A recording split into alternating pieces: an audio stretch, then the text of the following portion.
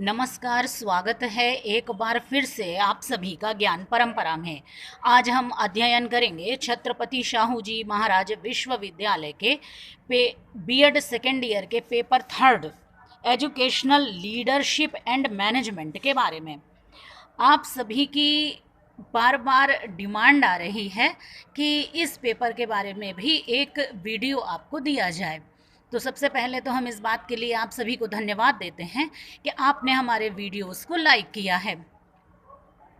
वैसे विद्यार्थियों से हम यही कहना चाहेंगे कि इस प्रश्न पत्र को लेकर उन्हें डरने की बिल्कुल भी आवश्यकता नहीं है, क्योंकि जितने भी पेपर आपने पढ़े हैं उनमें सबसे ज़्यादा आसान प्रश्न पत्र यही है। देखिए, हम सिलेबस आपका हाथ में लिए हुए हैं और इसी सिलेबस को देखकर हम आपको मुख्य बिंदुओं के बारे में बताने जा रहे हैं। तो सबसे पहली आपकी यूनिट जो मुझे दिखाई दे रही है एजुकेशनल लीडरशिप से जुड़ी हुई है, यानी शैक्षणिक नेतृत्व से जुड़ी हुई है। तो इसमें और एक बात हम ये पहले स्पष्ट कर दें कि ये जो हमने पूरा सिलेबस अभी देखा तो और जो पेपर हमने देखे तो बहुत कोई अंदर से सवाल नहीं आता है, बल्कि जो आपके सिलेबस में पॉइंट्स लिखे हुए हैं सीधे सीधे वही पॉइंट्स पूछे जा रहे हैं।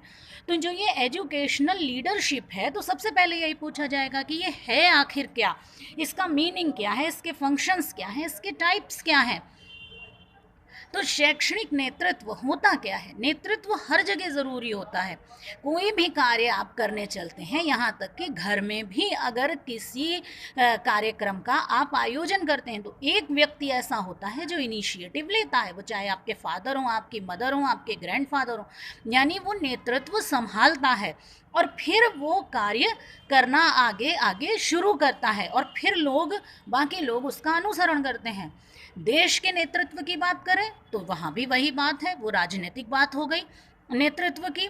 और जब हम शिक्षा की बात करते हैं तब शिक्षा में जो नेतृत्व करता है वो लीडर कहलाता है। अगर हम सिर्फ और सिर्फ कक्षा की बात करें तो टीचर जो है वो अपनी कक्षा का नेतृत्व करता है, यानी वो एक एजुकेशनल लीडर के रूप में कार्य करता है।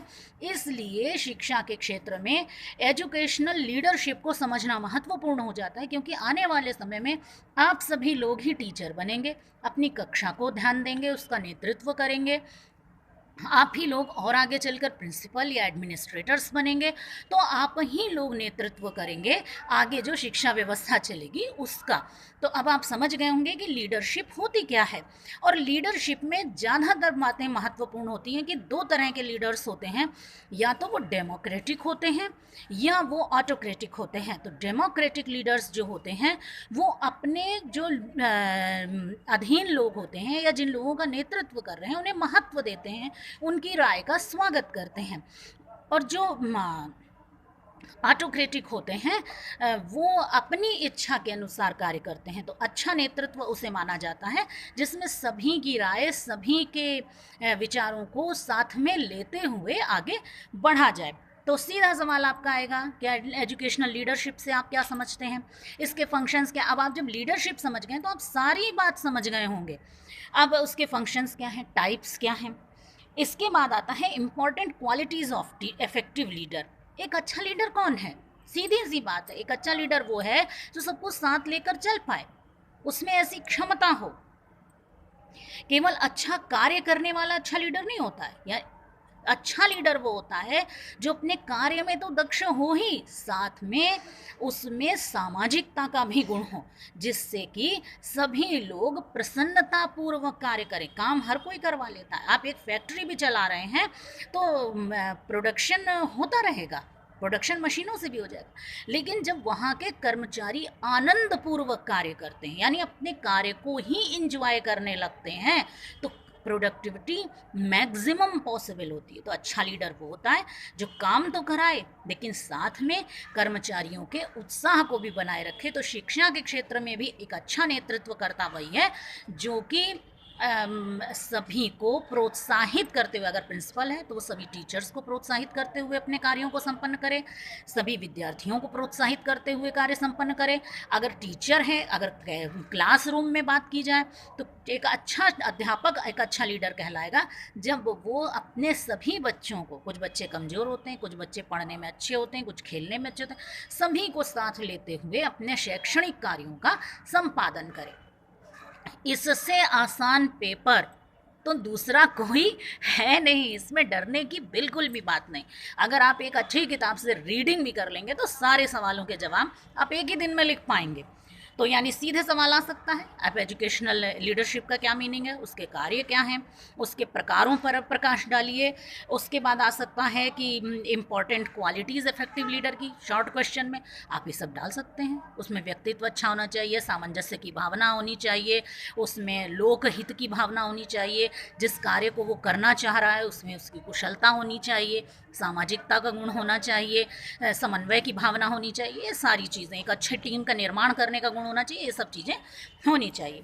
उसके बाद आता है importance of communication and team building. जब भी हम कोई कार्य सामूहिक रूप से करने जा रहे हैं तो जितनी अच्छी हम टीम बनाएंगे उतना अच्छा वो कार्य होगा। यानी बाकी सदस्य ऐसे हों जो कि अपने नेतृत्वकर्ता की, अपने नेता की बात को सुने, समझें और उसके हिसाब से सिस्टमेटिक वे में काम करें। तो टीम बिल्डिंग बहुत इम्पॉर्टेंट है, इस पर भी एक शॉर्ट नोट आ सकता है। और इम्पॉर्टेंस ऑफ कम्युनिकेशन यानी संप्रेषण, यानी अपनी बात, एक व्यक्ति की बात दूसरे व्यक्ति तक पहुँचे, तो ये भी बहुत इम्पॉर्टेंट चीज़ है। बिना अच्छे कम्युनिकेशन के कोई टीम वर्क नहीं कर सकती। तो ये भी, इस पर भी शॉर्ट नोट आ सकता है। तो आप आराम से इसको कल लिख ले जाएंगे, ये हम आपको बता रहे हैं, और किताब खोलिए, आप पढ़ेंगे तो आप अच्छी तरह समझ में आ जाएगा। घर में भी अगर आप कोई प्रोग्राम ऑर्गेनाइज कर रहे हैं, आप किसी बच्चे का बर्थडे ही सेलिब्रेट कर रहे हैं, तो जब तक जो व्यक्ति मेन ऑर्गेनाइज़र है वो सबसे बातचीत नहीं करता रहेगा, सबके संपर्क में नहीं रहेगा, तब तक वो अच्छी तरह कार्य को संपादित नहीं करवा सकता। आजकल आपने देखा भी होगा, शादियों में भी लोग व्हाट्सएप ग्रुप बनाने लगे ताकि इन्फॉर्मेशन, इंपॉर्टेंट लोगों का व्हाट्सएप ग्रुप बना लिया जाता है ताकि एक इन्फॉर्मेशन प्रॉपर वे में चला जाए, नहीं कम्युनिकेशन प्रॉपर हो। तो जैसे ही शिक्षा के क्षेत्र में भी कम्युनिकेशन ज़रूरी होता है। अगर कोई प्रिंसिपल है तो वो जितनी अच्छी तरह अपनी बात अपने टीचर्स को कम्युनिकेट करेगा, जितनी अच्छी तरह से टीचर्स की बात उस तक पहुंचेगी, उतनी अच्छी तरह कार्यों का संपादन हो सकेगा। तो यहाँ भी शॉर्ट क्वेश्चन आएगा और है steps of for the development of effective educational leaders. तो ये जो स्टेप हैं आप किताब खोलें, उसमें लिखे होंगे, सरलता से आप पढ़ते चले जाएंगे। तो ये यहाँ पर भी एक शॉर्ट क्वेश्चन आने की संभावना बनती है और लॉन्ग पूरी की पूरी यूनिट को मिलाकर आ सकता है। अब दूसरी यूनिट की बात कर लेते हैं जो कि शिक्षा प्रशासन से जुड़ी हुई है। आपका यूनिट लिखी हुई है, हम देख रहे हैं, एजुकेशनल एडमिनिस्ट्रेशन एंड स्कूल। शिक्षा प्रशासन, सीधी सी बात है, आपने देखा होगा एडमिनिस्ट्रेशन के बारे में आप जानते हैं। जैसे आप रेलवे की बात करें तो वहाँ भी एडमिनिस्ट्रेशन करना होता है, अगर आप पुलिस विभाग की बात करें तो वहाँ भी प्रशासनिक अधिकारी होते हैं, प्रशासन देखते हैं। ऐसे ही शिक्षा के क्षेत्र में भी पूरी की पूरी प्रशासनिक व्यवस्था है देश में और वो स्टेप बाय स्टेप लागू होती है। तो पहला सवाल, बिना मैं देखे सिलेबस बोल रही हूँ, पहला सवाल आ सकता है कि शिक्षा प्रशासन से आप क्या समझते हैं। तो देखिए सीधी सी बात है, मीनिंग एंड हिस्टोरिकल बैकग्राउंड। अब हिस्टोरिकल बैकग्राउंड तो आपको थोड़ी याद करनी पड़ेगी, किताब खोलिए और देखिए कि हिस्टोरिकल बैकग्राउंड में क्या आएगा, उसका शिक्षा प्रशासन का क्या अर्थ है। जो भी प्रशासन किया जाता है, यानी एक व्यवस्था के लिए प्रशासन अपरिहार्य होता है। अच्छा प्रशासन कौन सा है, फिर वही चीज़, मिलती जुलती सारी बातें। आपको कौन सा, अगर आप कहीं पर स्कूल में काम कर रहे हैं तो आपको कैसा प्रिंसिपल अच्छा लगेगा, जो आपकी बात को सुने, अगर आप में के पास कोई समस्या हो जाए तो वो उसको जाने समझे। तो यानी अच्छा एडमिनिस्ट्रेशन जो है उसे भी डेमोक्रेटिक वैल्यूज़ वाला होना चाहिए। आप हमेशा ये बात याद रखें कि जहाँ भी लोकतंत्रात्मक मूल्यों की बात होगी वहाँ पर व्यक्ति के व्यक्तित्व का सम्मान होता है और वो चीज़ अच्छी मानी जाती है। अब वो एकाधिकारवाद की भावना वाली चीज़ें का समय जा चुका है, अब लोकतांत्रिक मूल्यों का समय है। तो अब उसके बाद आता है फॉर्म्स ऑफ एजुकेशनल एडमिनिस्ट्रेशन। यहाँ से भी सवाल बनने की पूरी संभावना है। External, internal and centralised etcetera. तो बाह्य प्रशासन, आंतरिक प्रशासन, केंद्रीकृत प्रशासन, तो इस पर भी प्रश्न आता है। बाह्य प्रशासन, बहुत से प्रशासन कोई अकेले स्कूल अकेले रन नहीं करता है। आप अगर पूरे देश की व्यवस्था को ध्यान दें तो सबसे पहले तो केंद्र स्तर पर शिक्षा मंत्रालय है। पहले उसे MHRD बोलते थे, लेकिन अब वो शिक्षा मंत्रालय हो गया है। तो प्रशासनिक व्यवस्था वहाँ उतने उच्च स्तर से चलती है। केंद्र देश के स्तर पर है, फिर राज्य स्तरों पर भी विभिन्न प्रशासनिक विभाग हैं शिक्षा से जुड़े हुए, और फिर ये व्यवस्था पूरी स्कूल और फिर क्लासरूम तक आती है। तो बाह्य प्रशासन, जो स्कूल से बाहर के जो चीज़ें हैं, जो बाहर के विभाग हैं, वहाँ से जो नियम आदि आते हैं, तो वो बाह्य प्रशासन के अंतर्गत आता है। एक्सटर्नल इंटरनल एडमिनिस्ट्रेशन वो हुआ जो किसी स्थान पर आंतरिक रूप से किया जाता है। केंद्रीकृत, जहाँ पर एक केंद्र में शक्तियाँ होती हैं, जैसे शिक्षा मंत्रालय है तो बहुत से अधिकार उसके पास हैं, तो ये केंद्रीकृत होती है। लेकिन अब विकेंद्रीकरण की बात ज़्यादा हो रही है, यानी सबको साथ लेकर चला जाए। जो आपने देखा होगा कि नीतियाँ वगैरह आती हैं तो सरकार अपने पास शक्तियों को केंद्रित करने की कोशिश नहीं करती है। सरकार ने जैसे शिक्षा नीति के लिए सर्वे कराया, तो सर्वे क्यों कराया? ताकि वो जन सामान्य की भावनाओं को जान सके कि शिक्षा नीति कैसी है।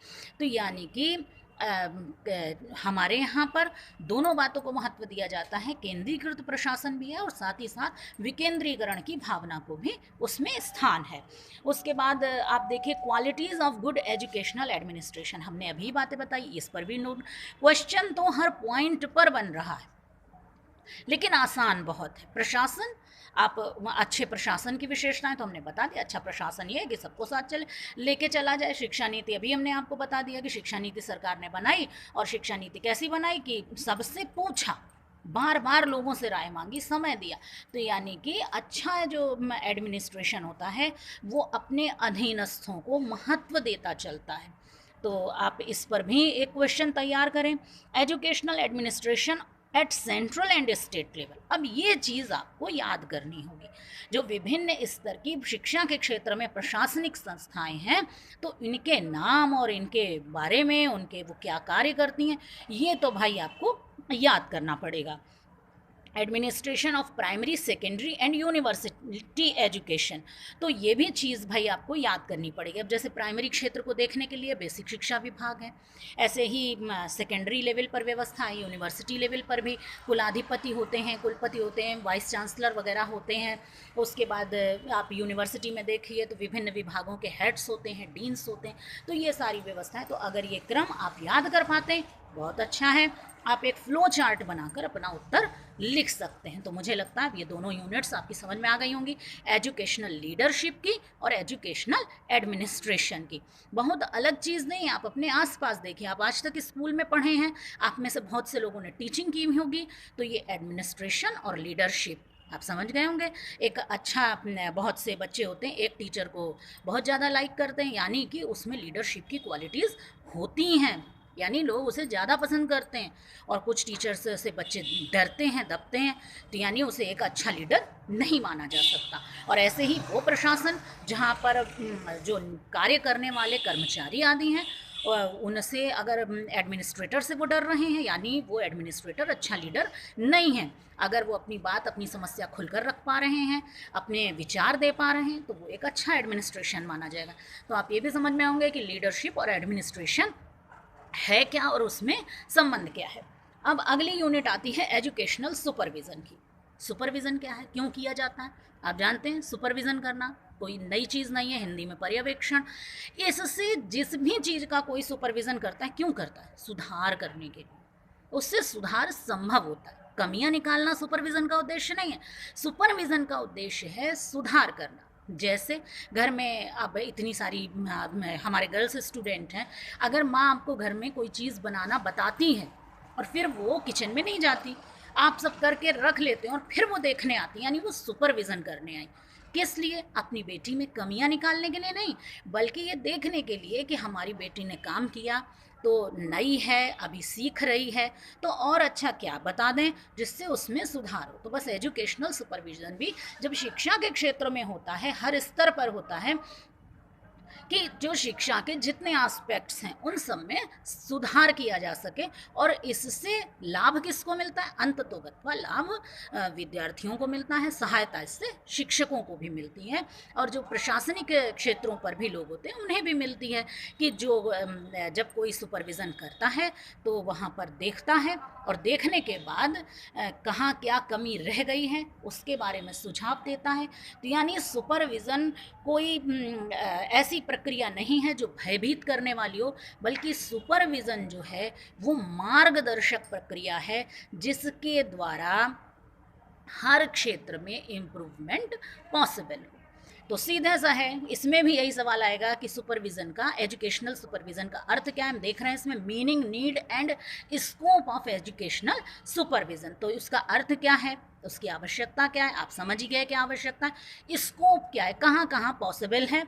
इसके बाद फंक्शंस और फैक्टर्स जो हैं वो एजुकेशनल सुपरविज़न को प्रभावित करने वाले, इस पर भी शॉर्ट नोट आने की पूरी संभावना है। उसके बाद एक पॉइंट और हम देख रहे हैं, principal as an educational supervisor, वो सॉरी इसमें लिखा है प्रिंसिपल एज स्कूल सुपरवाइज़र। तो ये तो बात सही है कि प्रिंसिपल जो है वो स्कूल का मुखिया होता है, वो वहाँ का हेड ऑफ़ द इंस्टीट्यूशन होता है, तो वो हर तरह की चीज़ को सुपरवाइज़ करता है, क्योंकि अंततोगत्वा उसकी अकाउंटेबिलिटी होती है, उसकी जवाबदेही होती है अपने और अधिक उच्च प्रशासकों के प्रति भी, और जो विद्यार्थी आते हैं उनके माता पिता के प्रति भी, और इवन वो टीचर्स के प्रति भी जवाबदेह होता है कि स्थितियाँ पूरी तरह से मैनेज्ड रहें। तो इसके बाद इसमें इंस्टीट्यूशनल गवर्नेंस दिया है, स्टाफ अप्रेजल दिया है, recruitment, selection process of staff, professional development of staff and organizing meeting. तो ये सारे जो पॉइंट्स हैं इन पर शॉर्ट नोट आ सकता है, और लॉन्ग क्वेश्चन, हमने अभी 3 यूनिट्स की बात की है, तीनों से एक एक लॉन्ग बड़े आराम से बन सकता है। और सीधा सीधा ये जो यूनिट्स दी हुई हैं, बहुत कम, आपने कल करिकुलम का भी पेपर देखा होगा, कोई इधर उधर के सवाल नहीं थे, सीधे सीधे प्रश्न थे। अगर आपने सामान्य सा भी पढ़ लिया है तो आप उत्तर देने में समर्थ हो जाएंगे। 3 यूनिट्स आपकी कंप्लीट हो गई। हम यहीं पर स्टॉप कर रहे हैं क्योंकि फिर वीडियो बहुत बड़ा हो जाएगा। आप हमारे साथ बने रहें, अभी 2 यूनिट्स के लिए एक अलग वीडियो भी आपको भी मिलेगा। धन्यवाद।